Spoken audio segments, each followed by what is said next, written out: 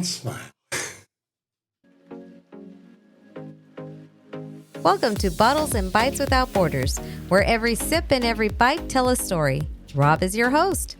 Each week, he will take you on a delicious journey, from vineyard tales and distillery secrets to culinary traditions. So, grab a favorite drink, a plate of something tasty, and join us for another adventure with Bottles and Bites. Hey everyone, thanks for stopping in for another episode of the show. We appreciate it. We've got a topic tonight. Well, before I get into what we're doing tonight, Sandra, back on the podcast. Thanks for having a conversation with me. Absolutely. You don't have much choice when you live in my house. Today we're going to talk about kind of the sweet spot for wine. You know, where you can get great quality at a really good value. I think there's this perception in wine that isn't quite right, and you know, I think everybody has this journey in wine that, and everybody's might be a little different, but I feel like here in the States, ours might be very similar to a lot of people in the States who've gotten into wine, and we'll talk about that a little bit. And, you know, we're gonna kind of bust that myth that expensive wine equals better wine. Correct. And we have a bottle on the table if you're watching this on our YouTube. By the way, reminder that all of our podcasts are now videoed. And so it goes on our YouTube channel along with some other content, cooking and different things that we do. Yep. But the podcast episodes are there. So if you want to watch those. And by the way, what do we have in the glass? Do you remember what we poured? You know what? I don't. And it was just a little while ago. We have from the Veneto, we have a Pinot Grigio. But this is a Romato, so it's a rosé. So This is a sparkling. It's a brut. And, you know, again, another example of a solid, nice little sparkling wine. Very tasty for not a lot of money. Correct. That's what's in the glass. We're going to sip as we talk. And we're going to get into this. So the $20 to $60 range, I'm going to talk about why I kind of think this is the world's best kept secret in wine. That I feel like there's kind of two, you know, there's a wide range of wine drinkers, but I think there's in the biggest percentages, the lower end. I want it to be $15 or less. That's a huge number. Maybe 65-70% of the people. And then I think you got 20 to 25% that think if you're not spending $100 a bottle, why the hell are you drinking wine? You know, correct. These ballers, if you will, that just want to spend the money. And then I think, you know, you have this 10%, 15% that, and I don't want to say the other people don't know wine or enjoy wine. I might say that about the lower end. But at the upper end, I just think they have deep pockets and they can afford it. And it's this prestige and kind of, you know, just like I drive a Porsche or I live in a 10,000 square foot house. It's all about status, right? They want to, every bottle they open's got to be $100 or more. I think that's a big part of it because there's really no other explanation for spending that kind of money thinking you're getting something better in the bottle. Correct. You agree? Yes, I do. Yes, I do. Just gonna yes, I do. No, I do agree with that. I think sometimes when you open up when they're spending even $200-$300, it's not going to be any different than any other $50-$60 bottle of wine. Well, it might be, it might not be, but there's not this guarantee that it will be. Correct. And then you start to talk about how much better. Right. You know, is it 5, 6, 7 times better? Right. Or is it just I like it a little better, but it's not. But is it that these people are maybe pricing it that high because they're lower production? Okay, now you're getting into the next segment of our show, which is to talk about, and I love that you lead into that.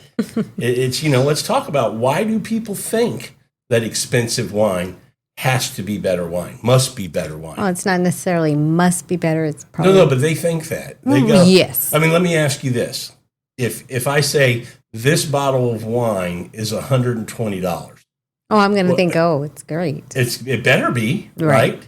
I don't think there's anybody who's going to buy a $120 bottle of wine, cross their fingers, and go, "Man, I hope this is good." Right. But if you buy a $25 bottle of wine, you go, "Hey, if it's great, great. If it's not, it's $25." Mm-hmm. So that's where you have this expectation on expensive wine that it better be good. I'm here to tell you, I don't know if that's always the case. I agree with you. Yeah. I agree with you. I don't think it's always the case. I think sometimes with these more expensive, for me now, I used to think the more expensive it's got to be, the better bottle of wine. It's going to be great because I'm spending all this money. It's going to be fabulous. And maybe at the time, if it wasn't good, I convinced myself it was good because it was $125. Yeah. Well, and why is it $125? Why is it $250? Why is it $300 a bottle? I don't know. Well, we have some ideas. Yes. You mentioned it. Smaller production. Smaller production could be a part of that, right? When there's not a lot of production availability, but there's big demand, just like anything, prices go up. If there's only 100 tickets for the sporting event available and everybody wants them, those prices for those tickets are going to skyrocket. Right. Nobody wants to go, scalpers start dropping the price pretty quick. Exactly. So stop buying these expensive bottles and the price will come down. That's not going to happen. No. So there is, supply and demand. That's a big part of it. Prestige, right?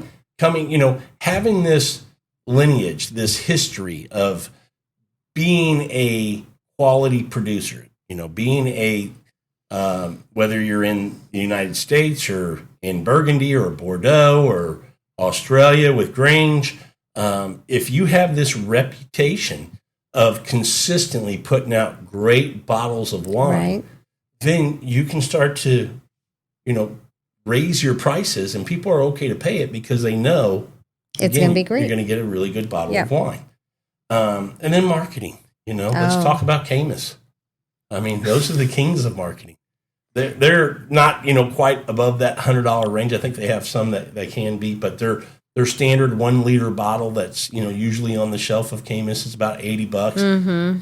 But for what you're getting in the bottle, it's about $75 too much.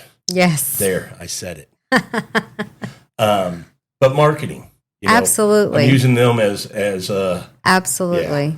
I was talking to a friend of mine who's in the business of, in the wine world, of getting data for labels and producers to know how their product has been positioned in the market, how it's being put out by distributors, what kind of locations, how it's being consumed, how much.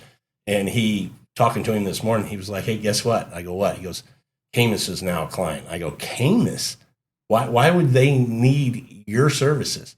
They're killing it." He goes, "Yeah, they are." He goes, "They were one of the few, our industry's not doing great right now, but last year they were up 16% and they're growing." 16? Yeah, which is a lot. And so it just took me back to go, this is, marketing already was working like crazy. Right. And they're killing it. And they're still looking at ways to continue to grow their market share with their brand, all related to marketing. Absolutely. And let me ask you this. When we talk about marketing, you're guilty of this. Yes. You don't even know what I'm going to say. The label. Oh, you do know what I do know what you're going to say. Very impressed. Yes, I do know what you're going to say. How many people buy a bottle because they go, "Cool label"? Me. Yeah. Plenty of times. And I go, "Honey, let me look at the back." Exactly. Let me do a little looking into this. That's a really cool label. I like it. So, and that's how they get me. Then I turn to you and you're like, "Well, let's see. Can we get this?" And I go, "Let me check it out. Let me see what we can do." Often than not, it's turned out good for us. Yeah. You've done good picking. Cool labels with good wine.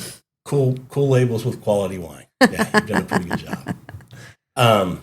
There's also been psychological studies that have shown that people who do blind tastings in wine without seeing the label pick the cheaper wine, the less expensive wine, as a preference. They like that better when you put an expensive against an inexpensive. Interesting. Maybe we need to do that. So it's funny how And you've heard me talk about this with friends in the whiskey world, because they'll see a bourbon and see the label and just think it's got to be great. And I'll go, hold on a second, and I'll have them do a blind with that versus something else, and they'll pick the something else as the one they like better. And I'll go, the label is very psychological. It's an influence to you. Oh, absolutely.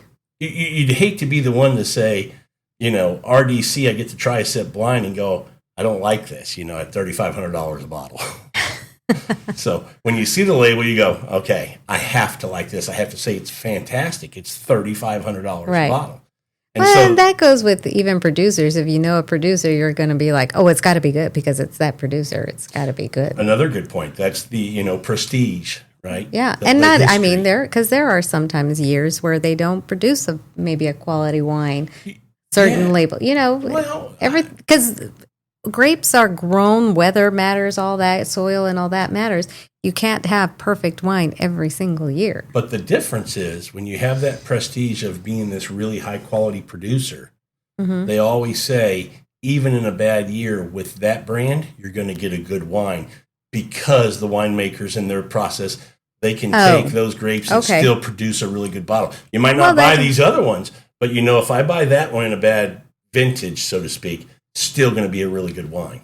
So that's something that's thought. Again, another reason why the prices for those particular wines go up, because you go, bad vintage, but buy this one because still going to be great. Right. So it's interesting how, prestige, just labels, marketing, perception, demand. These are reasons that price go up. Notice we didn't say the wine's actually really much, much better. We haven't gotten to that yet. This is all just psychological stuff. Right. To a degree. There's some substance behind it when we start talking about prestige and that history of doing a really good job. So let's talk a little bit about what you get for $20 to $60 that you don't get at that $10 to $15 range. What you don't get is mass-produced wine. Correct. You don't get, and when I talk about mass-produced wine, you don't get it manipulated with all kinds of crap in there where calling it wine could be questionable. So you don't get that. Yeah. So what you do get in that $20, $60 range is you get better vineyard practices, real winemaking care. Gals who are really taking their time and honing their craft to really take the fruit from that vintage and put something really good in the bottle. So they really do care about it. It's not dumping it all, pumping it out, putting it in a bottle. These are people who are, it's scientific. And you're saying this is the 20 to 60? This is what you do get. Okay. You get oftentimes estate-grown, sustainably produced, and aged properly fruit. So you get that. You get wines that express terroir without that inflated luxury pricing. You get wine, or you get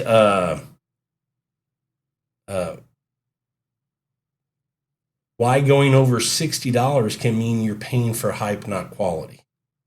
Because you want to know why? Why? Because everything I just mentioned, at $100, what changes? Nothing. I was going to say, I thought you were giving me a trick question there. I was like, well, I don't know. At $100, you get that too. I mean, it's the same. Well, that is true. So 20 to 60, you get the exact same thing that you're getting for $100. Now, I do want to kind of tell a little bit about our journey in wine. Okay. I mean, you start with, because it took me a while to get you into wine. What? And lies. Lies? What do you mean? I tried to get you into wine for a long time. However, let me just say, once I did, or once you started drinking more wine, you just went down a rabbit hole with wine. You're welcome. I'm not complaining. Yeah. I get to reap the benefits of all your knowledge. So I think if you looked at our journey, I would say here in the United States, I think it's probably a very similar journey for a lot of people in the States of how they've navigated the world of wine, how they got into it, and then how they've navigated. And I'm saying if they're at a point in their journey of, let's just say it, at this point, we really enjoy wines of the world, specifically old world wines. Oh, absolutely. Whether it's Spain, France, Italy. We're starting to dive a little more into Portugal with some still wines. But those kind of wines we really love. Wines from Argentina and Chile. Yep. So we started in the United States, but go ahead and talk about how we got started. What were we doing that we at some point went, what the hell are we doing? What were we doing? I'm not sure where you're trying to go. Yes, you are. I'm not sure you want me to start with where we started. We started out with a lot of Napa wines. There you go. Okay. No, we did. We started out with a lot of Napa wines, and I'm just gonna say, and not so, not of the $10, $15 Napa wines, if there are some. I was gonna say, are there any? I don't know, but we started out at pretty 25, or I started out with a 25. You were still a little lower, but I was never lower. What are you talking about? There were some that you were like, no, let's stay in this range here. Once I broke in. Yes. Yeah. And so once we started doing more wines, it was going more hot, if you will, price-wise, it was more $50, $60 wines that we were enjoying. Well, I wouldn't even say that. I would say, this was 12, 13 years ago. And I think if we're going to be fair to Napa, the wines weren't that crazy back then. That is true. That is true. Because we look at some of the brands that we would get back then, and we would pay 10, 12 years ago, $30 a bottle. Now they're $65 a bottle. Okay. Yes, you're absolutely right. We got to look at it at the pricing back then versus the pricing now. So now those $30 bottle wines are $65. Yeah. But you are correct. Where we also got a little bit, I don't want to say taken or had, but we fell into the trap of, I don't even want to call it a trap. They're good wines. Clubs. Club wines. So what happened was after drinking Napa for a couple of years, we had friends here who had trips to Napa, and they were like, you guys got to go. And we were like, we love their wines. We got to go. We'll go. And we started going. And every time we'd go, what will we do with clubs? Get into a club. Yeah. Yep. Those will take you in, and that's where they get a lot of your money, and you're paying a lot of money for certain wine, exclusive wines. And then not even exclusive. Sometimes you have to be smart when you join a club. And I'll be honest, I was in clubs. We were in a lot of clubs. And most of the wines we would get, you'd get, 2 to 3 to 4 shipments a year from that particular winery or club. And the floor on a price of wine might have been $50, and the ceiling might have been $160. So you're averaging for a bottle of wine in your shipment around $70 to $80 per bottle. And I'm not going to say they were bad wines. No, they were really good wines. They were good wines. Every wine we've had has been a really good wine.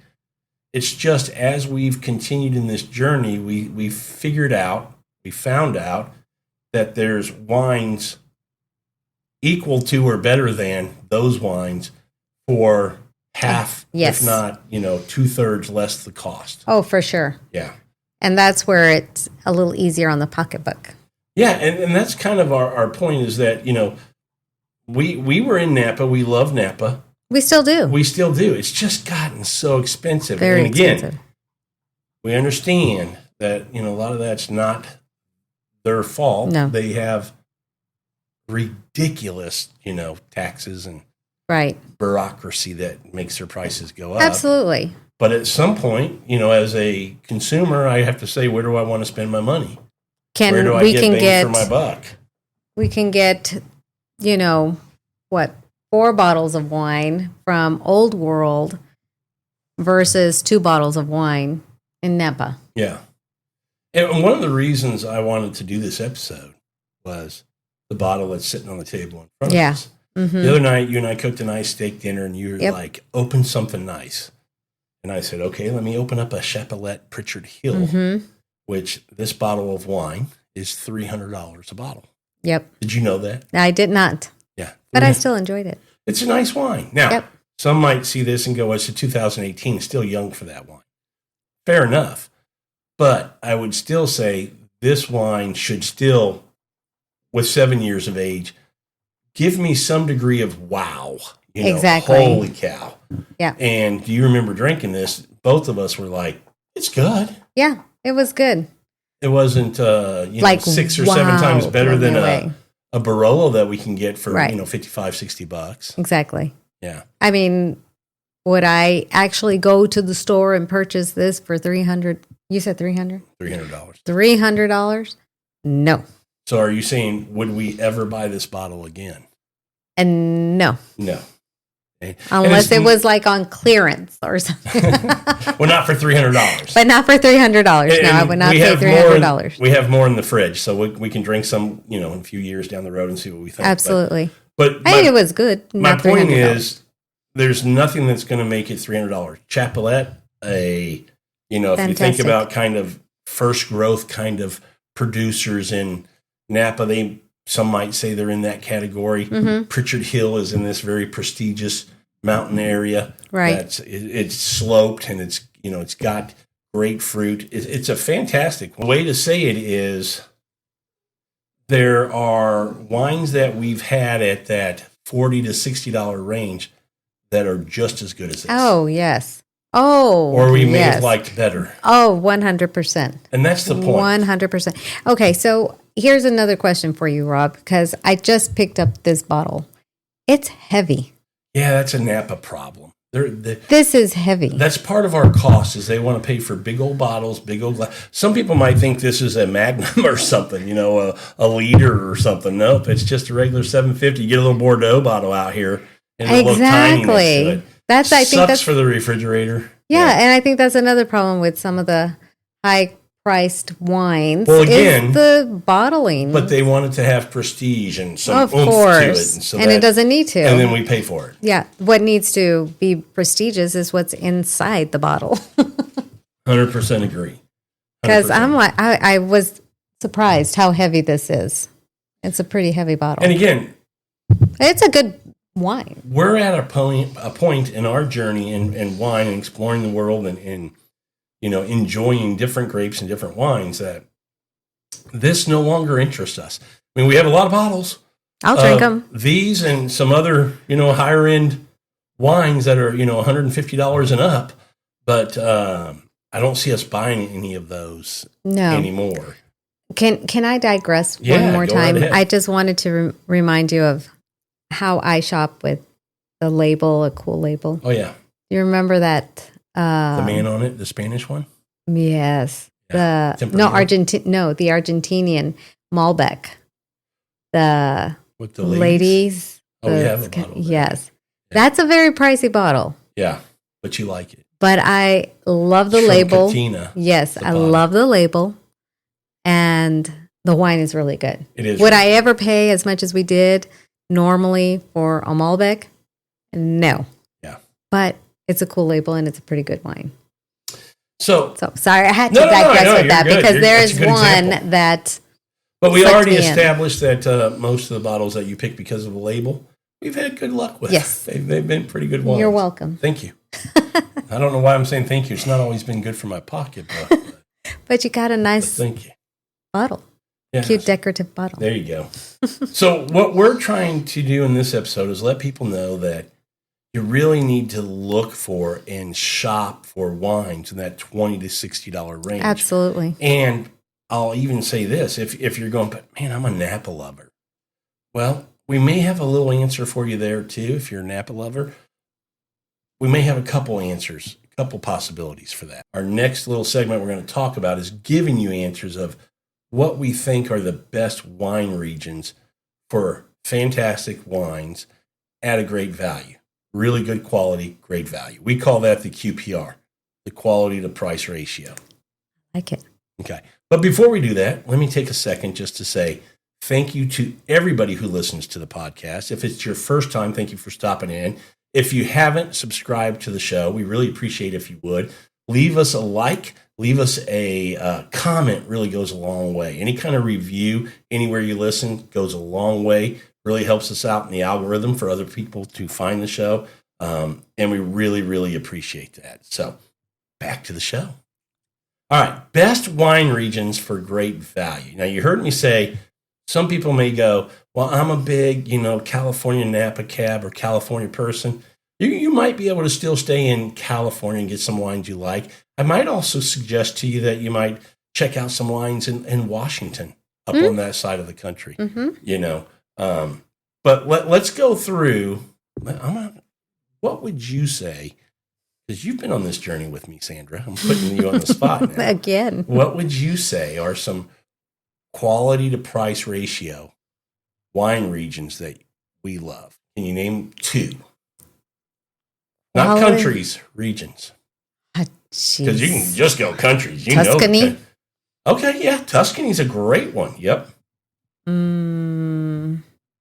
What wine in Tuscany? Well, don't do that to me. The other place I was going to say, maybe, I think we've mentioned Spain. That's country. I said region. Oh, I don't know any regions in Spain. Rioja. Yeah. Or the Ribera del Douro is a really good region as well. So both of those, Priat is really good in Spain. Okay. So Spain is a great region for quality. And when we say great region... You just said Spain was a region. Oh, yeah. Spain is a great country with multiple regions. What I should also say is, we've been kind of talking about red wines and stuff, but I would say whites as well. Because when you look at Napa Valley Chardonnays and even Sauvignon Blancs and things, for what you get versus what you pay, there's other parts of the world where you can get a little better bang for your buck. So this applies to whites as well as reds, in my opinion. Yeah. And let's go through. You said Spain. We talked about Rioja, Ribera del Douro, Priat. Portugal is a region I'm not super familiar with. I know a lot of people absolutely love Portugal. There's some wine communities that I'm in where people are in Europe and they have more access to these wines. But they say that, when you think port, you think Portugal, or I should say when you think Portugal, you think port. But they do make some beautiful, from what I'm hearing, high-quality still reds. Oh. We've had a few. They make a white that you and I like, which is the Vino Verde. Oh, yes. Which is a nice summer wine that you can get, 10, 12, 15 bucks. Beautiful wine. So Portugal is one that you should be on the lookout for. We've had a few bottles, and we've liked what we've had so far, but we haven't, been able to find and explore as much as we would like. We've had from the region of Dow a few times. You may not remember, but we have. I don't. And in France, I'm going to tell you, there's some great regions in France. I mean, the Loire Valley jumps to mind. If you want a Chenin Blanc, you want a Sancerre, you want a Cap Franc, from the Chenin. Great regions there.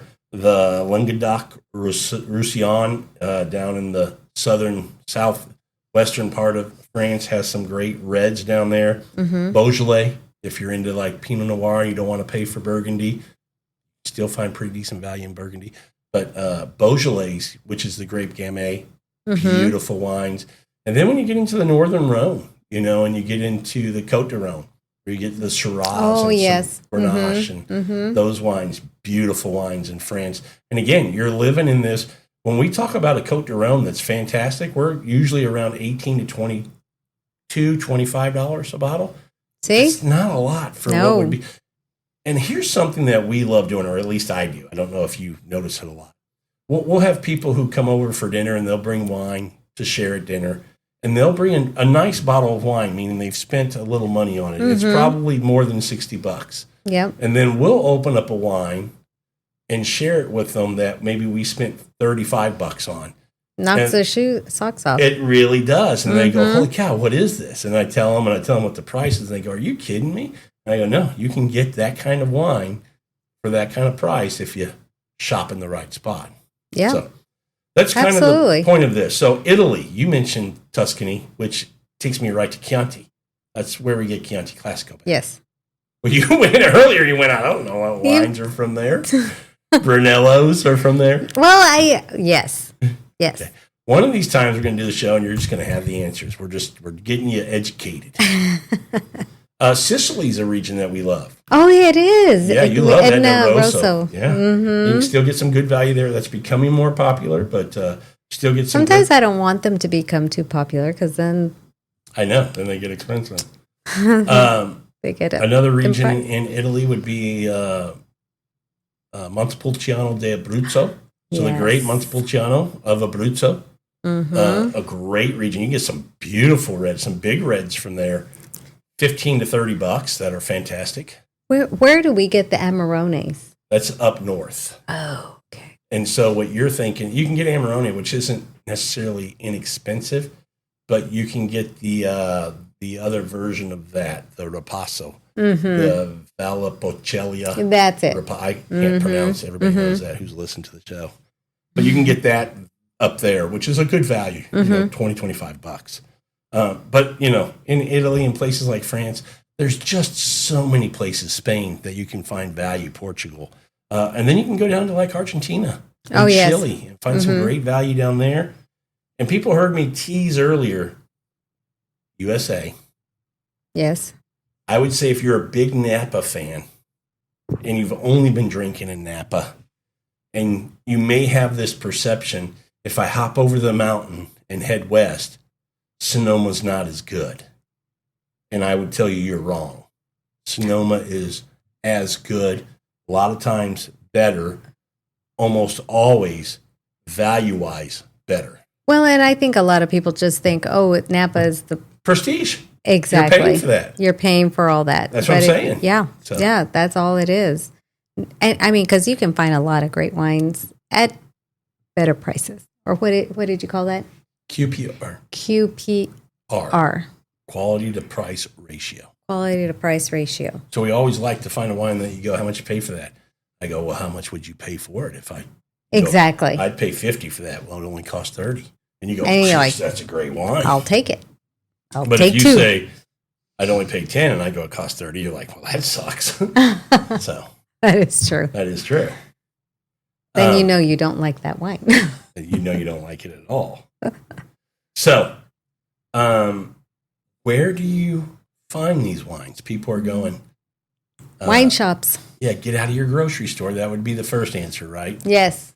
Because when you think about big chains and kind of how buying wine works for these big retailers and shops, they're buying in bulk. So if they're buying in bulk, guess what they want? Wine's produced in bulk. Exactly. There are some good wines in some of these shops, and even in grocery stores for that matter. There's a grocery store here in town called Central Market that has fantastic wines. You just have to have a good grocery store that will carry a variety. Yeah, it's just not the norm. No, it's not. You're not going to find... I'm sure every major market has a handful of these, but it's not the norm. You're not going to go into a grocery store and find, boutique-type wines being produced because they want to buy in bulk. They've got 1,000 stores they need to put these bottles in. So when you shop, boutique-type shops are what you want to look for. Absolutely. Get out of the grocery store. And ask when you go in there. Talk to somebody there who will know your wine and tell them what. You bring up a good point because when you say ask, when you go to a boutique-type shop or a wine shop in general, a local wine shop that specializes just in wine, they have somebody who knows wine, really knows wine. So when you say ask, they're going to know. Yes. And when you ask, what are you going to ask? What would you walk in and ask? I would probably say I'm looking for some wines comparable to this at a better price. And they'll ask, if it's a good place, they're going to ask you, what do you drink? What do you like? What have you been drinking? What have you been drinking? And they will then steer you in the right direction and be open to trying something new. That's the other thing. And, know what you like because, that's kind of what they're going to go off of. But then it's kind of an oxymoron because right after that, forget everything you like about that other wine because we don't want you to compare it to Correct. Because once you go, okay, I like this from Napa, and they take you to because I forgot to mention this, you can find some good deals in Bordeaux. Yeah. They take you to Bordeaux for a $25, Bordeaux blend from France. It's not going to be the same. It's not going to be the same. So don't have that expectation. Right. So we're telling you, kind of know what you like on your palate, but then have an open mind. Be open to trying something new at a lower cost. Because at the grocery store, all they're pushing is their products that they have there. Their big bulk, big item. Buying volume. They don't know what producers. Most of them probably don't know a lot about their wine. There are some, don't get me wrong, there are some that do know their wine, but yeah, we have it's a little hard to find. We're pretty lucky in Texas. I mentioned Central Market, but we also have some HEBs that are pretty good. We have Bunker Hill down going into Houston, but we actually have one out here we have a couple out here that's really good. But I shop at one where Dan's the wine manager there, and he keeps a great inventory. Yes, thank you, Dan. Yeah, and I gotta say that gets me to say, I'm noticing in these grocery stores for us, like HEB and these, they're shifting their inventory. It used to be so much California, Cabs and Merlots and Syrahs and Petit Syrahs and white wines, Chardonnay. And we're starting to see those shelves kind of get smaller and bigger areas with French and Spain and Italian. And so giving them credit for that. HEB really does a pretty good job, too, here in our market. But you're not going to go to Kroger, and you're not going to go to Randall's, and you're not going to find at Food Saver the same kind of, you go into Fiesta, you're not seeing that kind of a wine being curated at those shops. So I'll give a little nod to, if I'm going to shop at a grocery store, it's going to be HEB or Central Market here in our market. They do a pretty good job. They do. I don't know if they do some kind of training, but again, back to, and again, prices. Yeah. But by and large, you want to get, for boutique type wines, things that are fun to try, get to the boutique shops. Go start those relationships. And the cool thing with them is a lot of times they may not have things in, but they can order stuff, So if you try to wine somewhere else and you're looking for it at this boutique shop, they may be able to get it in for you, where most of the time at a big box store or grocery store, they're not going to have that kind of pull to do that with their inventory. No specs, no Total Wine, no Bevmo. They're not going to order wine for you. Yep. So boutique shops, they just better curated selections for the most part, knowledgeable staff, get to build relationships with the owners and the staff workers.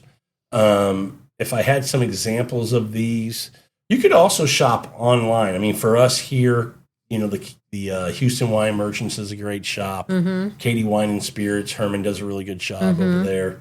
Vinsanto's a great wine shop. Padres here in town. Again, we're in the Houston market, so we get a lot of we have a lot of opportunity for those. Absolutely. But even if you're in a smaller market, I bet you have one wine shop that you could at least go shop at. Right. But on time, online realtors could also be not realtors. Curators? Retailers. Online retailers could also be a place to go shop. They have some good portfolios. Wine.com, K&L Wine Merchants online. I think about Flatiron Wines out of New York has a really good wine list up there. So you can find some just really good wines online. Yeah. Figure out which one you don't want to find a reputable online. Yeah, and the ones we're giving you are that. Yes. Now, you could also find some surprise players, and in that category, you might put Costco. Yes. You find some pretty good deals at Costco from pretty good wines. Yes. And I would also say, look at their signature brands, the Kirkland signatures, and look at the back and see who the producer is, because a lot of times that Kirkland brand is produced by a very high-quality producer, and they're just slapping the Kirkland, they sold them some wine, slap that label on it, but you'd be getting a great bottle of wine for a very good cost. Yeah, people will think, it's a Kirkland wine. It's not going to be good. But you can find some really good ones. For sure. You just have to know what you're looking for. Be open. Yep. Another place I found some good wine is Trader Joe's. I know it's a grocery store, but again, it's this kind of surprise player category where you don't expect. Depends, yeah. You don't expect to find something there. And I'm not going to knock places like Bevmo or Specs or they have Total their Wine. place. Yeah, Total Wine. They have you can get some good wines there, even though they're not saying all large produced wines are bad. They're not. No. But you're just looking for price too, isn't that what we're doing? Trying to find some of these at a good price. But we want yes, quality at a good price. Yeah. Yes. Yeah. $20 bottle of wine doesn't mean it's a quality $20 or $30. So usually I keep going back to that small boutique type farmer because we know their reputation's at stake. They want to, they're in it. Their fingers are in the dirt. Their hands are, mixing the barrels and making sure everything gets punched down, and they're making the wine. They care. Right. Well, what struck me, we went to a wine tasting for, it was French wines. The sweet wines, or the white wines of Bordeaux, featuring a lot of sweet wines. Yes. Yeah. And I didn't realize how many wineries were in like a section. Yeah. Like it was like a lot. And so when you're talking about small, we're talking small wineries? Yeah, I want to say or regions. How would you call it? Chateaus? Yeah. They were talking about in the city of Houston, that size. Harris County. Mm-hmm. Harris County is what they said. You're right. I think she said 900 wineries. In just a Harris very County. Small section, not even all of Harris County. It was like a small section. No, she said Harris County. Not Houston, Harris County. Mm-hmm. That one county, that spot of land would have, if you equated that to Bordeaux, there would be 900 different producers that would be making wine in that region. 900. When you think about Napa has, I might misspeak here, but I think it's 400 to 500 wineries down 21. Because their lots are a lot bigger. But it's still 30 miles up and down. It's only, and think about Houston, 900, double that. It's a lot of wineries, to your point. We're getting a little off track. And so that's where you... I don't know why we got on that. I don't know, because we were talking about small boutique wineries, and when you're thinking about these small chateaus that are actually themselves doing the grapes, pulling the grapes and all that, the quality that they're putting in their heart and soul into these little chateaus, and you still get a good price out of these. And what you just touched on is Napa vineyards are typically bigger. And that's because in the old world, a lot of families, the way they would hand down and split and give, somebody might just have one row of vines that belongs to one family. Somebody else might have 3 rows. Exactly. So you could look at, 1 acre and go, there's 10 different producers on that 1 acre of land, So it's just, it's a different type of...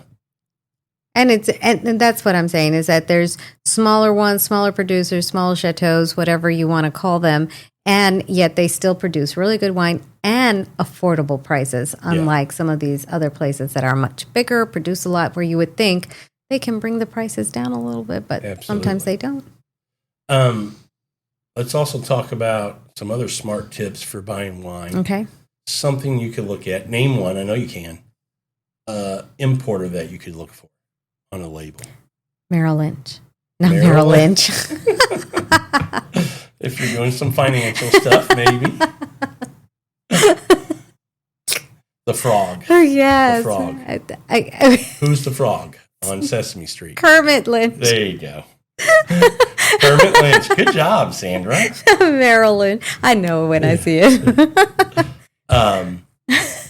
So when you see importers like Kermit Lynch, when you see importers like Jorge Ordonez or Luis Dresner or people like this, you can have a bit of confidence, a little bit more comfort in saying, hey, I'm going to pick this bottle up. Right. Because they really do a great job of evaluating and picking out quality bottles at really good cost. Yes. And a lot of times we see Kermit Lynch, we go, let's try it. Yeah. It's going to be good. Mm-hmm. And I don't know that we've ever had one that we just didn't like it. Yeah, no, I can't think of anything. No. Yeah, usually it's a win. It for sure. Yeah. For sure. So final thoughts? 20 to 60, do you agree that this is the sweet spot for Absolutely, yes. I think you hit it the nail right on the head. I think those are the best price range to find some really good quality wine that is easy on your pocketbook. And I would think in these times, you're looking for,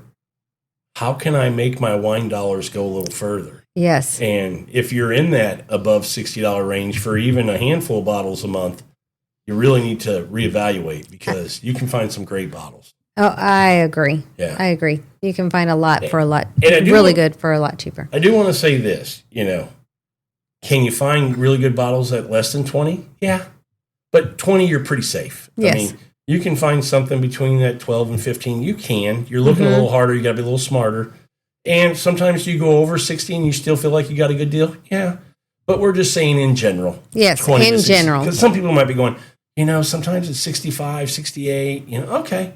But for the most part, if you stay in that 60 to or $20 to $60 range, you're going to get the quality that you're looking for. You're going to get the craftsmanship that you're looking for. And you're going to get, hopefully a little more bang for your buck. You're going to be pretty happy with it. Oh, yes, I agree with that. And this is kind of a good tease into a future episodes that's coming up, because I think when you live in that $20 to $60 range, you're getting great wines. I've got a wine professional, another content creator, coming on in a couple of weeks. We're going to do an episode on why casual dining should embrace a better curated wine list for their patrons. Yes. So the casual dining places wine goes with everything. We did an episode on that a few weeks ago. Yes, I agree. And so we're going to talk about why casual dining places should have a better wine list. It'll be a fun episode. Yeah, I think so. Look for that coming up. Yes. All right. Well, that was a fun episode, Sandra. Yeah, I had a great time. Always appreciate when you coming on. Thank you. Even though I twist your arm a little bit. Not too much. Not too much? No. Just a little. Just a little. Cheers. All right. That's our show for today, everybody. Cheers, babe. Cheers. Thank you guys for listening. We'll see you guys on the next one.